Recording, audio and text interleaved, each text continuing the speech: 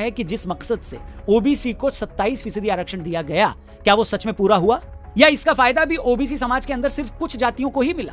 केंद्र सरकार ने इसी बात को समझने के लिए 2017 में एक कमेटी बनाई। इस कमेटी ने जो रिपोर्ट दी उसने ओबीसी आरक्षण की ऐसी सच्चाई को सामने लाकर रख दिया जिसके बारे में ओबीसी आरक्षण की वकालत करने वाला एक भी नेता बात करने को तैयार नहीं है। इस रिपोर्ट ने बताया कि ओबीसी समाज में जहां 3800 के करीब जातियां हैं, वहां सिर्फ 10 जातियों को आरक्षण का 24.95% फायदा मिला है। 38 ओबीसी जातियों को आरक्षण का 25.04% फायदा हुआ है और 102 जातियों को 25%, जबकि ओबीसी समाज में 994 जातियां ऐसी हैं जिन्हें आरक्षण का सिर्फ 2.6% ही फायदा मिला है और 983 जातियां ऐसी हैं जिन्हें आरक्षण का कोई फायदा ही नहीं हुआ।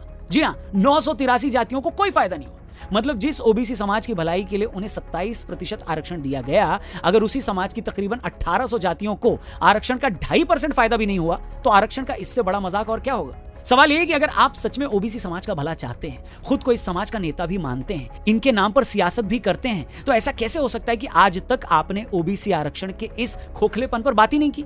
अगर कमजोर जातियों को आरक्षण देने का मकसद यह है कि अगड़ी जाति वाले संसाधनों पर सारा कब्जा खुद न कर लें, तो फिर इस बात का ख्याल तो ओबीसी आरक्षण के अंदर भी रखा जाना चाहिए था। क्यों आज तक इस बात की पहचान नहीं की गई कि ओबीसी समाज की वो कौन सी जातियां हैं जिन्हें आरक्षण का कोई फायदा ही नहीं मिल रहा? आखिर क्या वजह है कि चाहे राजनीति हो, टिकट वितरण हो या नौकरियां हो, ओबीसी समाज में भी कुछ एक तगड़ी जातियां ही हर जगह दिखाई देती हैं। और आज जब इस जातिगत सर्वे के नाम पर दबी जबान में आरक्षण बढ़ाने की बात की जा रही है, तो क्यों न माना जाए कि उस बढ़े हुए आरक्षण का फायदा भी ओबीसी समाज की कुछ चुनिंदा जातियों को ही होगा।